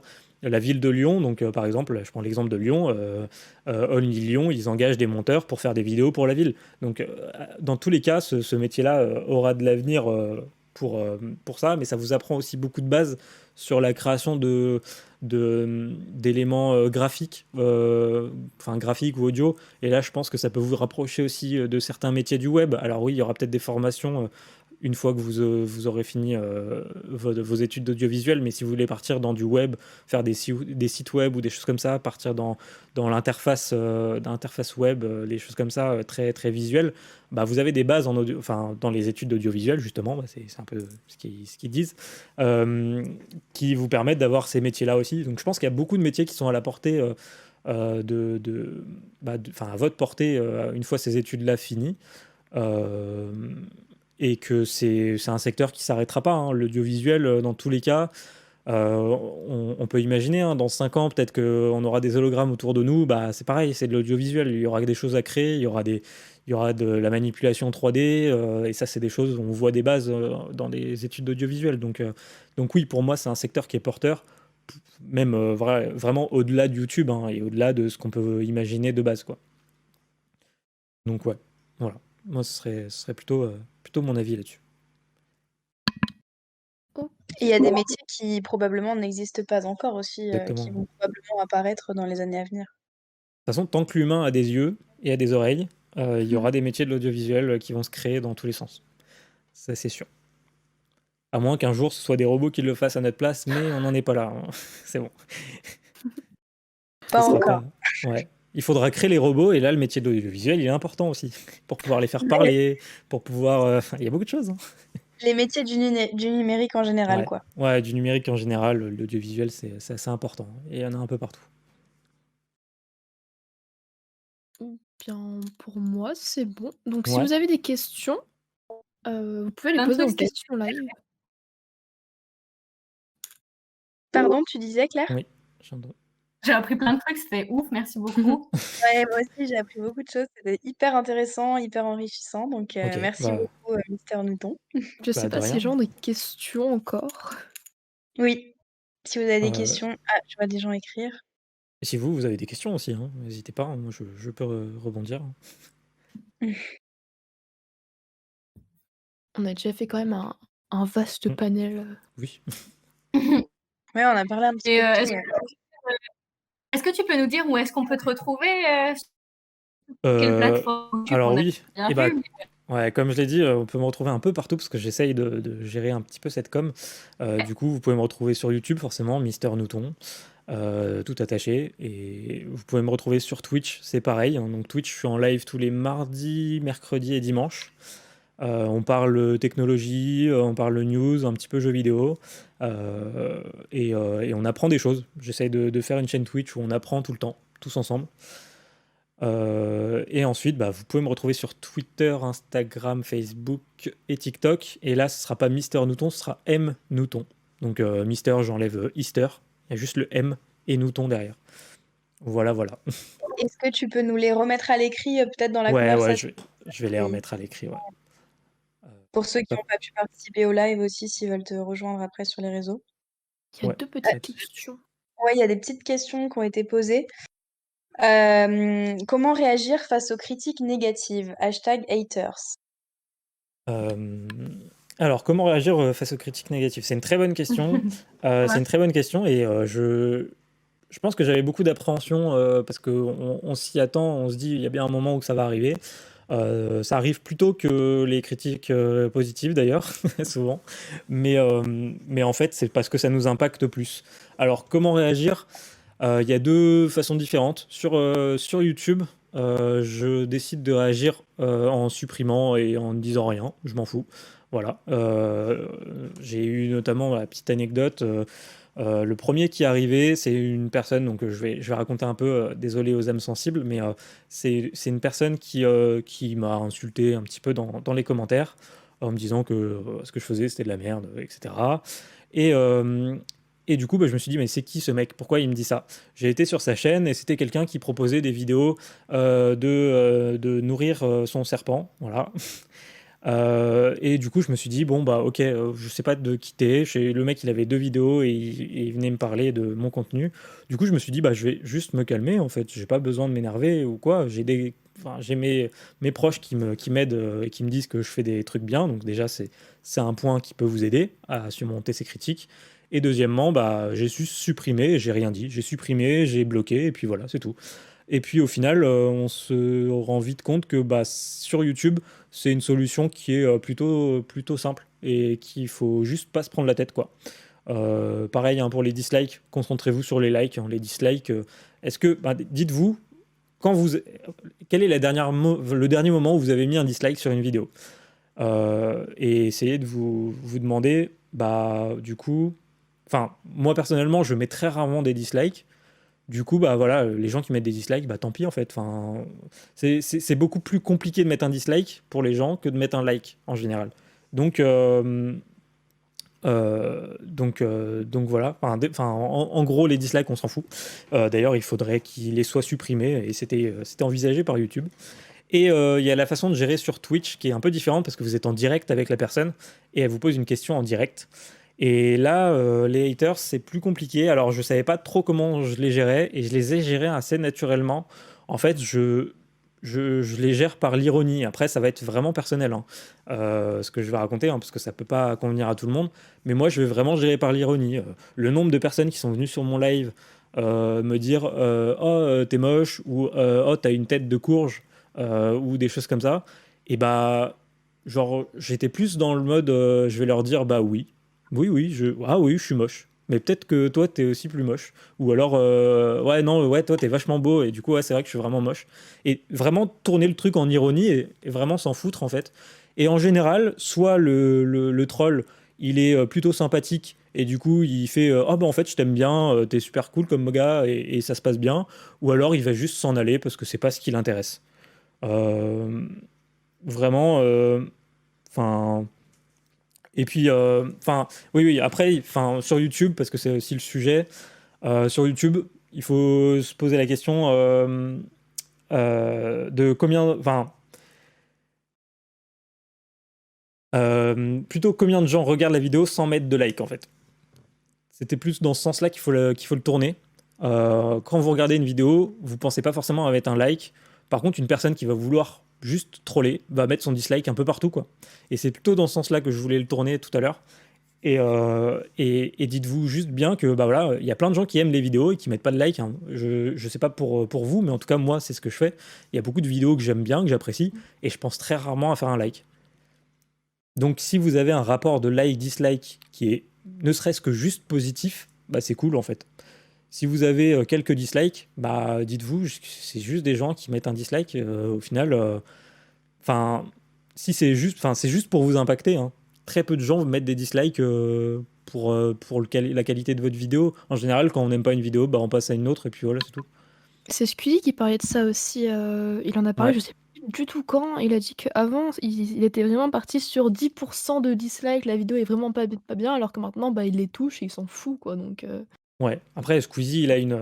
Alors, en fait, je pense que de base, ce qui a inquiété les youtubeurs, et c'est pour ça que je pense qu'aujourd'hui, il faut vraiment prendre du recul par rapport à ça, mais de base, ce qui a inquiété les youtubeurs, c'est d'arrêter, que tout s'arrête. Quand tu vois des dislikes, tu te dis, quand t'es youtubeur assez. Enfin, tu sais ta vie, en fait, tu te dis, quand tu vois des dislikes et quand tu vois qu'il y a plus de dislikes que d'habitude, tu fais, oh merde, ça se trouve, ce que je propose, c'est pas bien. Les gens vont partir et je vais m'arrêter. Enfin, tout va s'arrêter du jour au lendemain. Aujourd'hui, Squeezie, il s'en fout parce que bah, déjà, il a même plus cette question-là à se poser. Il a déjà annoncé, hein, si sa chaîne YouTube s'arrête, bah, il arrête et il s'en fout. Il peut se mettre à la retraite aujourd'hui. Il a mis assez de côté, il a assez de trucs qui sont en cours pour arrêter, en fait, tout court. Donc, il a plus cette pression-là. Et, euh, et puis, oui, après, il parlait des 10%, effectivement. Je pense que. Alors, il dit que ça le touche pas, mais je pense que ça le touche toujours, hein. Il y a des exemples assez récents, notamment. Alors, je sais pas si quelqu'un se souvient, enfin, si vous regardez les vidéos de Squeezie, mais il avait sorti une série de vidéos qui s'appelait les Yaquas. Une série de vidéos qui traitait de l'actualité, enfin, de quelques actualités, et puis il essayait de faire pas mal de montage dedans. Il y avait pas mal de dislikes. Bizarrement, il avait bien aimé, hein, il l'avait bien expliqué en live, qu'il avait bien aimé faire ses vidéos parce qu'il y avait du montage et il y avait des effets vidéo et qu'il kiffait ça. Bizarrement, il en a pas refait. Je pense que c'est avant tout parce qu'il a pris de l'importance sur les dislikes et qu'il y avait plus que d'habitude. Et moins de likes aussi. Euh, Après, bon, voilà, on n'est pas sur des mêmes personnes non plus, hein. Vous, quand vous allez, enfin, si vous démarrez ou si vous avez une petite chaîne, euh, ne serait-ce que d'avoir quelques likes, c'est super cool, quoi, en fait. Mais c'est qu'un chiffre, en fait. Vous avez même pas le nom de la personne qui a liké, donc techniquement, c'est vrai qu'il faut pas vraiment faire attention à ça, quoi. Les likes et dislikes, c'est vrai que c'est compliqué à gérer, même psychologiquement, c'est compliqué au départ. Mais ouais, vraiment, si j'ai un conseil, concentrez-vous plus sur les gens qui vont vous donner des critiques, même des critiques constructives. Je parle en fait, je trouve que c'est plus intéressant d'avoir un échange en commentaire avec des gens qui critiquent, mais qui critiquent de la bonne manière, qui disent ah bah j'ai bien aimé, mais ça aurait pu être mieux, ou voilà, vraiment écouter ces personnes-là. Et puis les personnes aussi qui vous disent que c'est génial et que vous méritez d'avoir 30 millions d'abonnés demain. Ça fait toujours plaisir, forcément. Donc ça fait toujours du bien d'avoir des commentaires. Mais de toute façon, c'est assez compliqué. Et vraiment ignorer les trolls et les haters. Est-ce que vous avez d'autres questions du coup? Ouais, il y avait une autre question de Kevas. Si Ouais. on aime créer du contenu, YouTube est-il vraiment incontournable ou d'autres réseaux comme Twitch ou TikTok sont plus accessibles, pardon. Alors c'est compliqué, mais c'est une très bonne question, mais en fait ça dépend du contenu que vous voulez proposer et créer en fait. Euh, Encore une fois, là je vais parler de ma vision, mais vous pouvez avoir la vôtre, et justement je vous encourage à avoir la vôtre, hein. Mais je vais parler de ma vision. Ma vision pour moi YouTube, et c'est pas ce qu'il y a à l'heure actuelle sur YouTube, mais c'est quand même ma vision de YouTube. Pour moi YouTube, c'est une plateforme où on peut proposer de la qualité, parce que c'est un truc qui n'est voilà, le live et le direct n'est pas centré sur YouTube. Du coup, on a le temps de monter ces vidéos, on a le temps de proposer un contenu voilà, qui nous intéresse, qui est assez impressionnant, qui a des montages, il y a des coupes un peu sympas, il y a des effets audio, il y a des trucs. On peut vraiment se prendre le temps de vraiment monter quelque chose un peu comme un film, euh, alors que c'est pas possible en live. Et c'est là enfin, pour moi, je sépare un peu tous ces domaines-là. C'est que pour moi, YouTube, vraiment, je vais pouvoir faire de la qualité d'un truc impressionnant. En live, ça va être plus de l'échange avec les gens, donc de l'instantané, du direct, mais vraiment plus de l'échange. Après, bah, il y a d'autres contenus hein, qu'on peut proposer. On peut proposer. Si ça vous intéresse de faire que des photos, faites pas un diaporama. Bah, là, comme on avait dans le Kahoot, faites pas un diaporama de 567 heures. Je sais plus exactement, mais je crois que c'était par là. Faites pas un diaporama de 567 heures. Faites un Instagram. Si vous avez envie de parler avec des gens, faites pas enfin, vous mettez pas sur YouTube ou en tout cas pas sur des vidéos YouTube, mais mettez-vous en direct, que ce soit sur Twitch ou sur YouTube. Si vous avez envie de parler avec des gens, c'est plus, enfin voilà, vraiment échanger avec des gens que sans vous prendre la tête de les inviter ou quoi que ce soit, bah c'est beaucoup plus simple. Après, si vous voulez proposer un contenu pour intéresser les gens, qui vous intéresse de le créer, de le peaufiner, si vous voulez proposer un contenu où vous faites des interviews, par exemple, des interviews avec des gens qui sont enregistrés, enfin tout ce qui peut être enregistré, en gros, bah ouais, ouvrez une chaîne YouTube, lancez-vous et laissez libre cours à votre imagination. C'est juste comme ça que vous aurez le contenu qui vous ressemble en fait. Ok, Enfin, super. Bah, merci pour cette réponse. bah de rien. Est-ce que vous avez d'autres questions ou pas? Alors moi je suis en train de faire les. On m'a demandé de faire un exercice d'écrire des trucs, mais en parlant c'est compliqué. Ouais, mais je crois que tu as ton Ah, modérateur Le Twitch et modo qui l'a Discord fait. qui a déjà ok, bon bah, couvert tes barrières. ok. Bah oui, très bien, du coup, forcément. Est-ce que toi, tu voulais ajouter quelque chose que tu n'as pas pu aborder là avec les questions qu'on t'a posées? Est-ce que je voulais aborder quelque chose que je voulais aborder quelque chose Non, bah si, tiens, bah, je voudrais vous poser une question, ça. Je vais retourner le Ah truc. oui. Est-ce que vous avez déjà une chaîne YouTube ou est-ce que ça vous est déjà traversé l'esprit d'en ouvrir une et si oui, et si vous l'avez pas fait, pourquoi? Oh. Qui répond? Moi, ça m'est jamais arrivé. Nous, ça va, vous avez déjà songé? J'y ai pensé il y a pas très longtemps, mais je sais pas. Il y a un truc qui fait que je me lance pas. Je sais pas du tout. Hem, mais oui, je pense que c'est plutôt la peur de revoir ça plus tard et de me dire: «Oh là là là là, j'ai fait de la merde!» Je pense que c'est surtout ça, mais sinon voilà. Bah, si tu prends le temps, ce sera jamais de la merde, ce sera juste une étape en fait. Moi, si je regarde mes premières vidéos, j'ai l'impression que c'est nul et pourtant quand je les regarde, je fais bon bah ouais, je suis passé par là quoi, c'est tout. Je regrette justement de ne pas les avoir commencé plus tôt avec une qualité encore plus merdique pour me dire ah ouais la vache, je reviens de loin quoi. Mais, euh, mais ouais, après faut oser quoi, c'est ça.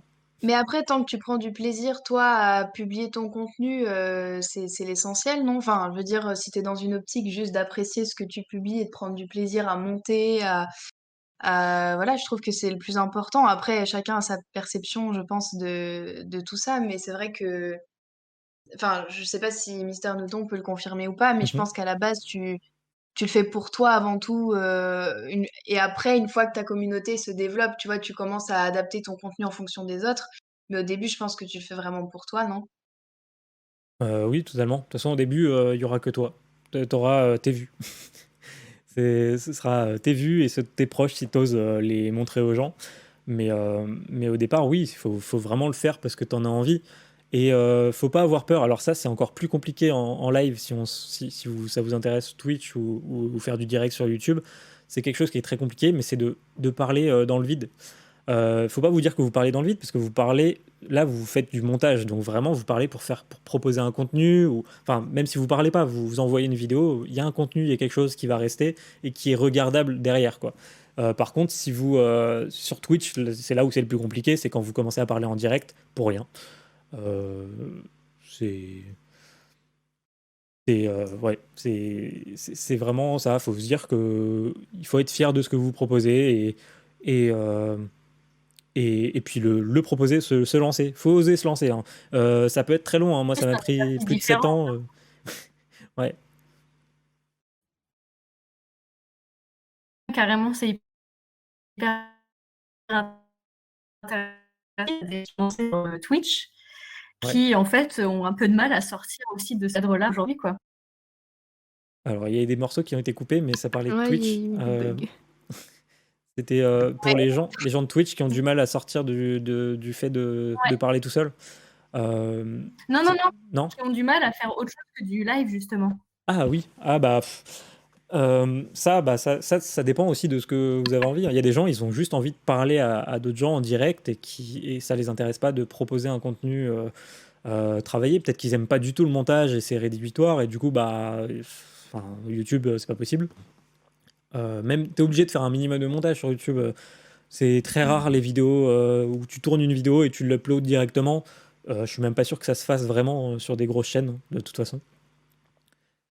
Mais, euh, mais oui, c'est très différent comme univers. C'est vraiment un univers très différent Twitch, hein. De base, c'est un univers qui, je pensais, m'intéresserait pas du tout. Pour vous faire la petite histoire et la petite anecdote, c'est ça. Pour moi, Twitch, c'était un truc qui, ça m'intéresserait jamais. Et bah, faut jamais dire jamais, parce qu'aujourd'hui, ça m'intéresse beaucoup quand même. Après, personnellement, je connais plus de gens qui ont du mal à passer de YouTube à Twitch que l'inverse, parce que pour faire du direct, faut vraiment savoir meubler. Et il y a beaucoup de youtubeurs qui savent pas le faire et qui préfèrent monter après avec plein de Ouais. cuts pour que ça soit dynamique, etc. Et, et ouais, parler en continu et savoir meubler, même quand il n'y a rien à dire, c'est extrêmement compliqué. C'est très compliqué, mais ça arrive avec le temps en fait. En fait, tout vient avec le temps sur Twitch, ça va être ça. Au début, forcément, ça va être compliqué, vous n'allez pas savoir quoi dire, pas trop rebondir aussi, il va y avoir beaucoup de blanc. Après, bah, c'est comme tout, vous vous habituez, et bah, c'est comme sur YouTube, hein. Au final, on peut faire à peu près le même rapprochement sur YouTube. C'est très compliqué au départ de parler à une caméra. On parle à une caméra, et il faut expliquer, il faut essayer de parler naturellement à une caméra. Je suis même pas sûr de le faire bien, hein, toujours. Euh, je pense que si dans 10 ans je continue encore, dans 10 ans je vais regarder les vidéos de là, je vais me faire ah ouais, putain, j'avais l'air d'un con devant ma caméra. C'est très compliqué, faut juste pas. Faut réussir à passer le cap d'essayer déjà, faire des petits essais, après s'intéresser un petit peu au montage, des petits trucs à droite à gauche, et se lancer quoi. Et pareil sur Twitch, ça vient avec le temps. C'est l'expérience qui fait la qualité qui vient après quoi. Et du coup, est-ce qu'il y a d'autres gens qui voulaient partager leur envie de YouTube Leur envie en général. Ouais, leur envie en général. Vous avez envie de manger quoi ce soir? Oh, des gnocchis. Bref. Bon, oui. Hmm, Oh, une Belle bonne question, ça. question. Qu'est-ce que tu en penses de la vidéo de McFly et Carlito? Est-ce qu'ils ont pour l'instant bien géré le côté apolitique de leurs vidéos selon toi? Stay tuned avec le concours d'anecdotes. euh, alors, je suis très très critique envers ce sujet-là. Euh, bah, j'ai un peu analysé de toute façon McFly et Carlito il y a quelques temps, le changement de leur chaîne et tout ça. Donc c'est pour ça que j'ai pas mal de choses à vous dire sur cette question. C'est une très bonne question, très très bonne. Pour moi, ils disent que c'est de la politique. Ben non. Il y a un président de la République qui va être candidat dans quelques temps, dans un an, aux élections de l'année prochaine. Donc c'est pas politique. À partir du moment où enfin, il s'affiche aux jeunes, je parle de Emmanuel Macron, tous les cas ce sera politique. Alors ils peuvent dire ce qu'ils veulent, ça le sera. Euh, alors, encore une fois, hein, c'est mon avis. Vous avez le droit de pas être d'accord. De toute façon, c'est ce que je dis tout le temps sur ma chaîne, hein. Quand je parle et quand j'apprends des choses, voilà, je vais parler pour moi, et tous les avis sont ouverts. C'est pour ça que je fais une chaîne de débat aussi sur Twitch tous les mercredis, hein. On débat et j'aime bien cet échange-là. Du coup, ce que j'en pense, moi, je pense que depuis quelques temps, McFly et Carlito ont plus trop le contrôle sur leur chaîne. Notamment bah, à cause de Webedia, à cause du départ de Squeezie de chez Webedia. Donc Webedia commence à vraiment resserrer les vis. Bah, de toute façon, ce qui alerte un peu tout le monde, c'était ça, hein, le départ de Squeezie. Squeezie qui est parti de Webedia, c'est pas rien, hein, c'est juste le plus gros youtubeur de France qui s'en va. Donc ça fait un revenu immense en moins pour Webedia. Et s'il est parti, c'était parce que Webedia a serré un peu trop les vis contre lui. Des choses qu'il n'avait pas envie de faire, des partenariats potentiellement qu'il n'avait pas envie de faire, parler par exemple de politique, hein. Ça se trouve, ils lui ont peut-être proposé de faire une vidéo politique avec Emmanuel Macron ou je sais pas quoi, pour essayer de toucher un public jeune. Bah, c'est quelque chose qu'il refuse et lui, il a le pouvoir de partir. Alors, McFly et Carlito aussi pourraient avoir le pouvoir de partir. Bon, ils sont moins gros que Squeezie. Après bon, ils ne seront pas à la rue comme beaucoup peuvent le dire. Mais quand même, je peux les comprendre en mode, bah, ils ont leur chaîne. S'ils partent et que leur chaîne sombre, je pense qu'ils seraient très tristes. Donc c'est assez compliqué.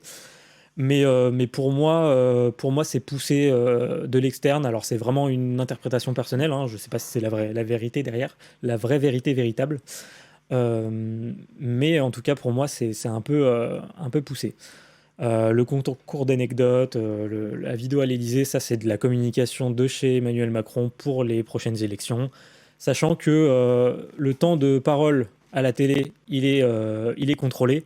Par contre, le temps de parole, et là je parle pour les prochaines élections, hein, quand il va être l'heure de faire les débats électoraux, je sais pas, bah, il va y avoir un temps de parole à la télé, et bah, sur Internet, sur Twitch, sur YouTube, ce temps de parole, il n'est pas pris en compte. Donc aujourd'hui, c'est un temps de parole gratuit, quoi. Donc pour moi, oui, c'est politique. Je suis pas trop d'accord sur le coup. Bah, tu peux ne pas être d'accord, et c'est justement pour ça, je veux bien avoir justement ton avis, du coup. Euh, c'est extrêmement compliqué parce que du coup, j'y réfléchi un petit peu aussi. Et sur le fond, l'idée est bonne. Euh, Après, je pense que du coup, ceux qui vont regarder la vidéo par la suite, ça va soit être des gens qui ont moins de 18 ans et qui sont du coup plus influençables mais qui ne pourront pas voter, soit des gens qui ont plus de 18 ans et qui ont normalement assez de discernement pour se dire tiens, tiens, tiens, faut quand même que j'écoute moi ce que j'ai envie pour la France et pas une vidéo de youtubeur en particulier. Et puis, j'en ai parlé avec mes parents, c'était extrêmement marrant parce que la seule réponse que j'ai eue de ma mère, c'était non, mais c'est le président de la République donc c'est pas politique. En mode ok, d'accord. Ouais. Dans le sens où, ouais, c'est le président, donc dans le sens où, ouais, bah du coup, voilà. Ok. C'est. Ouais, bah non, bah après, du coup, bah, de toute façon, je respecte le choix de tout le monde à chaque fois, hein. Quand je fais des débats, c'est toujours la même chose, hein. On a tous des avis différents. Mais après, enfin, l'idée de la vidéo, c'est sur tout ce qui est le Covid, enfin le ou la Covid, comme vous voulez.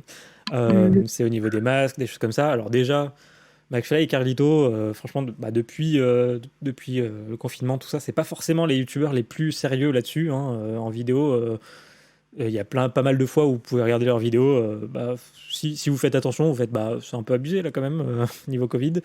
Euh, c'est euh, c'est compliqué. Enfin, pour moi, en tout cas, je vois pas ce que Emmanuel Macron vient faire sur une chaîne populaire, en fait, tout simplement. Si Après, c'est pas. Ouais. ça aurait été dans tous les cas, ça allait être polémique. Dans le sens où, si jamais ils disaient non, ça allait être polémique. Si jamais ils disaient oui, ça allait être polémique. Donc, autant que eux, ils tentent leur chance en mode bon. Bah, s'il Et disait ça, non, on l'aurait pas forcément su, en fait. je pense De toute qu'ils façon, auraient. enfin, pour moi, ils n'ont pas eu le droit de dire non, hein. Webedia est derrière et dit bah si, vous allez le faire, les mecs. Vous imaginez la visibilité et la thune que ça va rapporter, donc vous n'avez pas le choix. Le problème, c'est ça, c'est qu'ils n'ont pas le choix aussi sur leur chaîne, quoi. Est-ce que c'est leur choix? Je suis même pas sûr. Ouais, évidemment. Mais bah après, on peut. Je rejoins ton avis aussi de dire que bah oui, il y a une majorité de jeunes qui vont voir cette vidéo et qui vont être affiliés du coup sur un truc où ils pourront pas voter du coup l'année prochaine. Il y en a quand même une bonne partie, hein, qui ont plus de 18 ans et qui regardent. J'ai pas les chiffres en tête, mais je pense qu'il y en a Après, quand même pas mal qui sont dans la tranche 18-25. ils sont pas forcément aussi influençables, hein. Oh, je pense qu'il y en a pas Savoir mal, faire hein. du discernement dans les vies. Oui, oui, je suis d'accord avec toi, mais je pense qu'il y en a beaucoup qui vont pas se poser de questions, hein. Ils vont juste avoir vu Emmanuel Macron. De toute façon, aujourd'hui, alors ça c'est mon avis, encore une fois, hein, ça c'est encore un autre débat qu'on pourrait avoir, et on pourrait faire un live entier là-dessus, c'est aujourd'hui, les élections présidentielles, c'est pas un concours de qui va proposer le meilleur pour la France, c'est un concours de communication à 100%. Et Macron nous l'a prouvé. Et aujourd'hui, il a annoncé plein de choses quand il était candidat. Et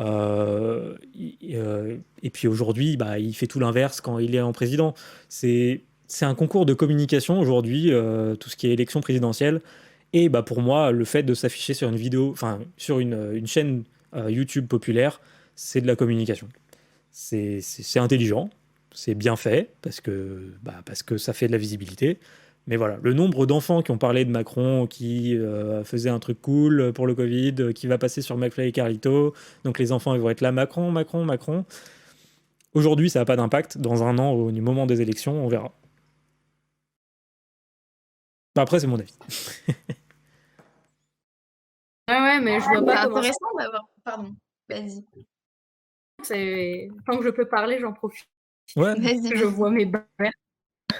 Mais ouais, malheureusement, je pense que ça l'a toujours été, hein, des élections de qui que ce soit. oui. Dès l'instant que la popularité qui rentre en jeu, c'est évidemment de la communication et de la manipulation derrière, hein, forcément. Oui, bah oui, de toute façon, ça On va avec. trouve que le coup de com de l'Élysée est excellent. Là, pour le coup, le mec, faut une bonne petite prime, je pense. Ouais, il Ouais. prévoit bien les élections de 2022, quoi. Il sait qui seront les jeunes qui voteront à cette époque. Voilà, et à la fois, c'est facile, hein. C'est clair que si le président de la République peut pas avoir McFly et Carlito, qui peut les De toute avoir, façon, quoi. Mais bah, Ouais, mais n'empêche que c'est malin aussi parce que c'est le premier qui a osé le faire aussi. Il y en a très peu des anciens présidents qui sont aussi allés sur ce terrain-là, tu vois. Donc, quelque Il part, il a raison aussi, quoi, d'en y a aussi profiter. beaucoup de haine envers du coup Emmanuel Macron par rapport aux étudiants, ceux qui peuvent voter là. Donc, oui. de ouf. Mais ceux qui sont intéressés par les vidéos de McFly et Carlito aussi. Donc. Mm. Mais justement, c'est pas pour rien qu'il y a une semaine, on a Gabriel Attal qui a créé sa chaîne Twitch, qui a fait son live Twitch. Il va y avoir beaucoup de politiques aussi qui vont arriver sur Twitch d'ici l'année prochaine, hein, Ouais, pour les aïe, élections. aïe. Ça va arriver et il va y en Oui, avoir partout, quoi. c'est notre Mélenchon Twitch. était finalement visionnaire. Ouais. Il y a Sauf totalement. que Mélenchon a arrêté Twitch. Il s'est mis sur TikTok maintenant. Ah non, mais on va aller suivre Mélenchon sur TikTok. J'aimerais bien voir ça, tiens. Ouais. Ah bah c'est marrant, il se prend en vidéo devant l'arrêt République et puis il fait la République, c'est moi. Voilà, Aïe, c'est ça. aïe. Quel humour. Ah, et il est rigolo. Ouais. Bah, il Bien est sûr, très bon, c'est- il a une très bonne équipe de communication. Et de toute façon, on l'avait déjà prouvé De aux ouf. élections d'avant.